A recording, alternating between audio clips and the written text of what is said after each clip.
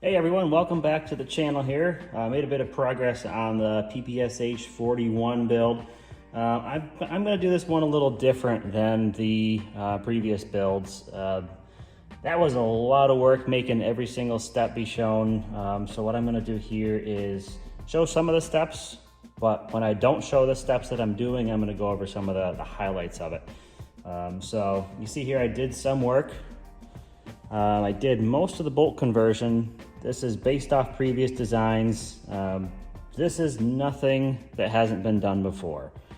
So I'm just taking stuff that I've seen on the internet and making it my own essentially. So the striker rod setup or firing pin setup in this bolt is a little different from previous.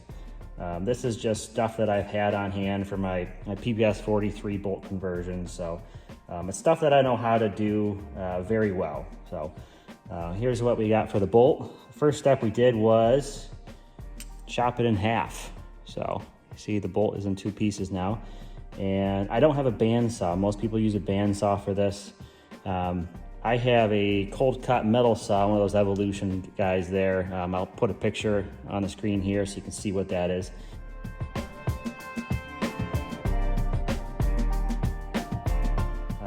That zipped right through this pretty good. Left pretty much no burrs at all whatsoever. Nice, clean, straight cut.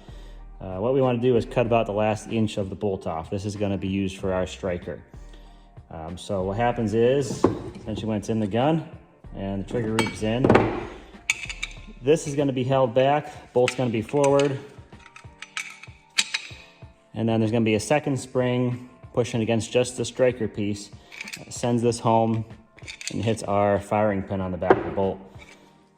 So this bolt is all done here. I got the firing pin made. It's a 6mm stock into a 1/8 millimeter, all tool steel.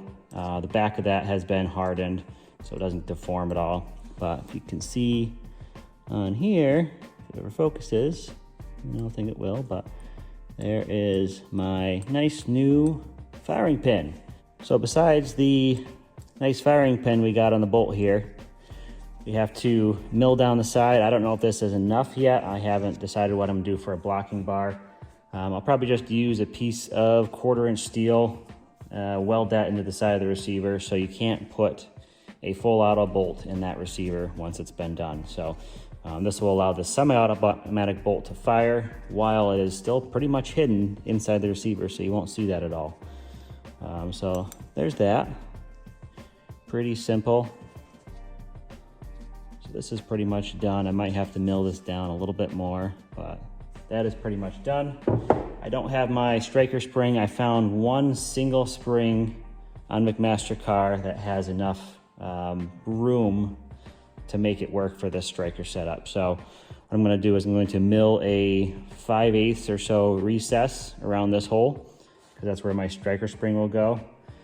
And that really should be it for this. So mill that hole there a little bit bigger so that we can fit this on the inside, and then our 5/8 spring around that. Also mill a recess into our recoil plate here. I bought a new recoil buffer. It's coming. I don't know how well this fibrous one is going to hold up, so I'd rather not be taking material out of this and then have it break. So I bought a new polymeric one, so that should be a little bit stronger, a little more durable.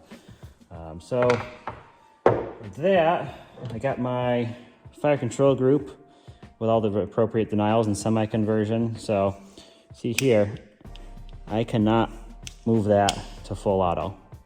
It's just not gonna happen because we have welded the selector in place. And that is an already ATF approved design for the semi-automatic conversion of these fire control groups. So this is for a striker build. If you do hammer fired, obviously it's different, but I couldn't figure out hammer fired, so this is why we're doing striker. So do that with those 3 spot welds, and essentially all you do is you weld that plate onto the side so it cannot move. So what you do is you drill through just the outside plate here, those 3 locations. Put this piece back, the little bolt flipper thing, I don't know what it's called, but put that back in, clamp it in, and then spot weld in those 3 locations. And to make sure you can't put a full auto fire control group into your lower receiver, we also have to put a denial blocker bar in here. So that's just what I came up with there. It's about 3/4 inch wide, maybe 3/8 tall, and that is enough to prevent the insertion of an unmodified full auto fire control group.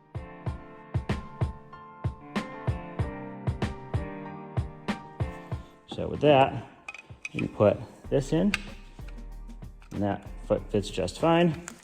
You can see there is no room to put an unmodified fire control group in. So essentially, this is all, almost, so we still have to make a little cutout right here for our bolt blocker bar. But this is pretty much the gist of what it is to make a semi-automatic fire control group and not be able to convert it to full auto.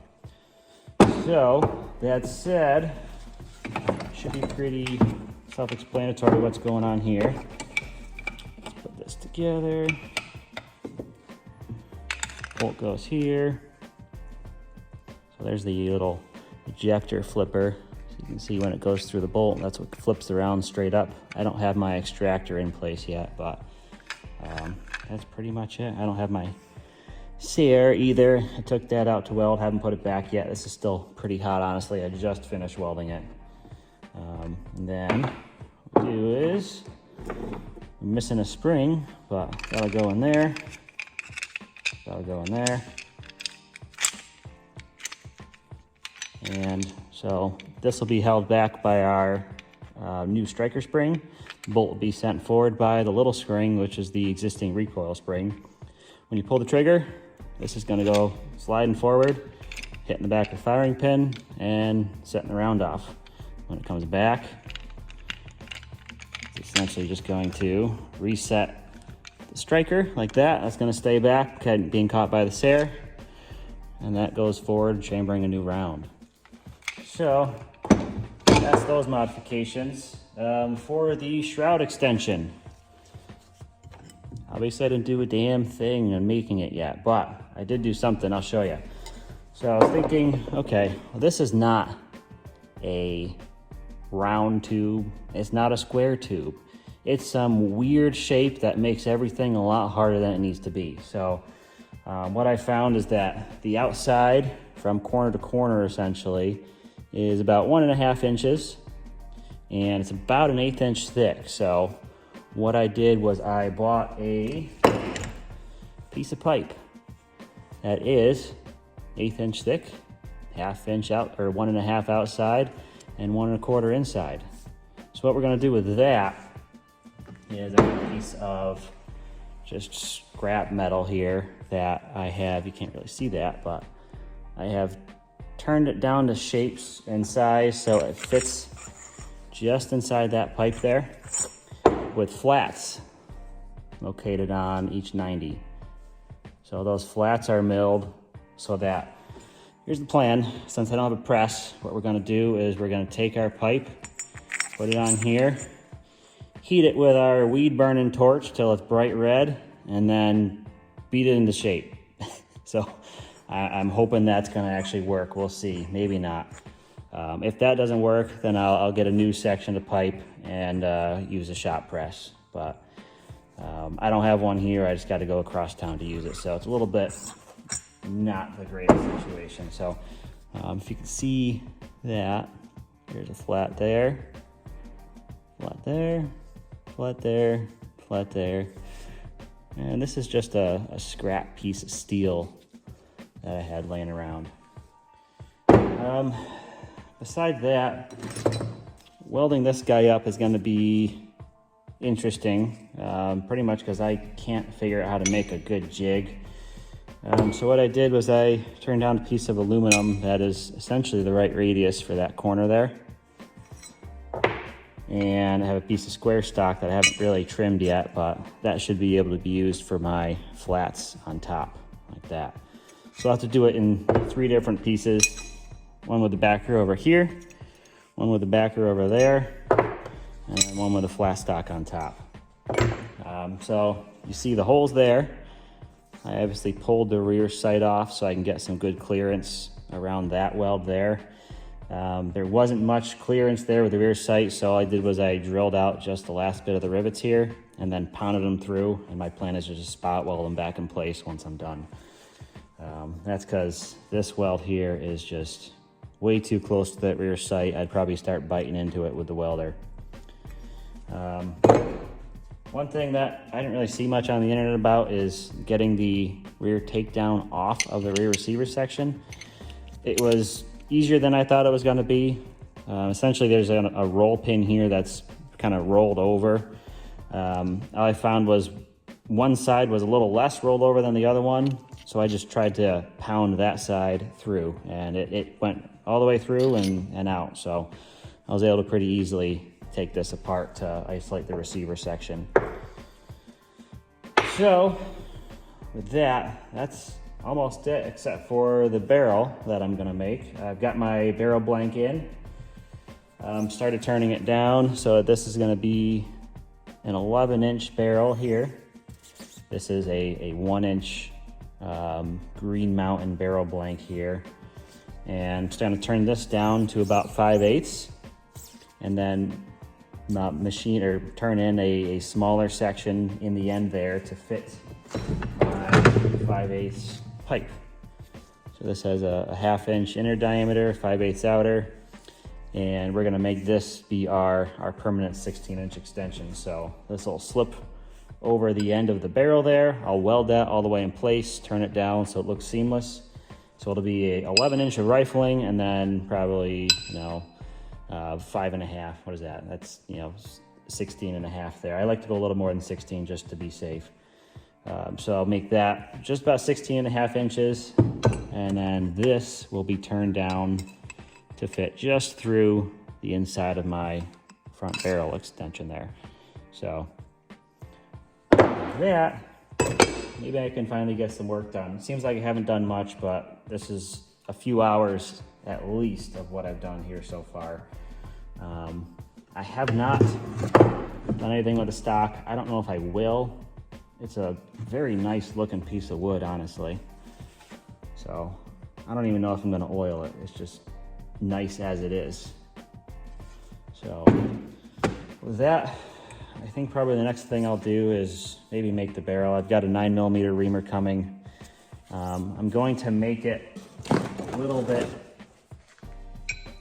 bigger than what this is. So this will be probably a little bit bigger than the barrel diameter here. And it's gonna stick out a little bit more than that. And the reason being is because this is a 9mm.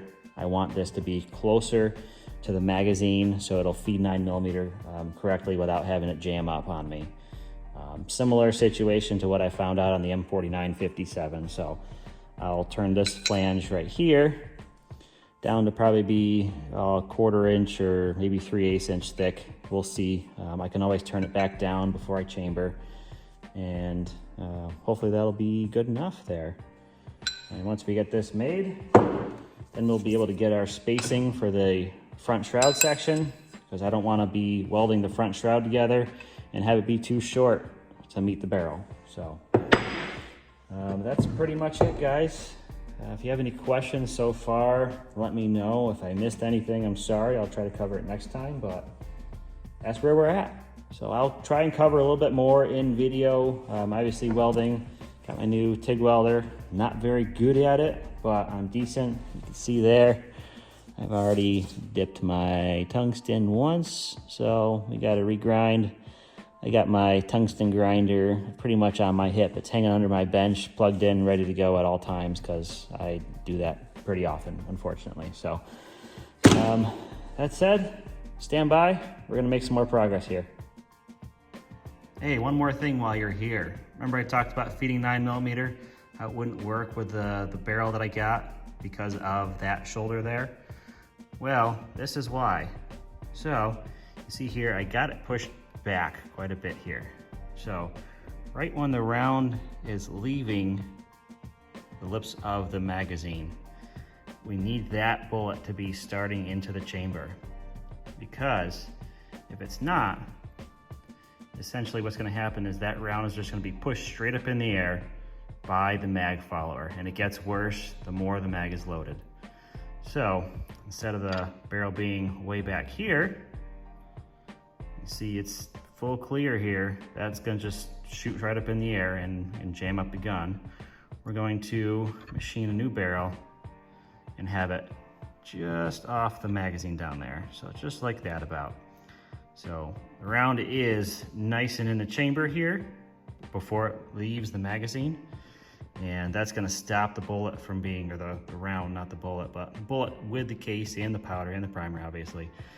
That's gonna stop the round from being flipped up and jamming the gun. So essentially we need to turn a shoulder that's about that thickness. So that said, now I'm done. Now you can go. Have a good day, everyone.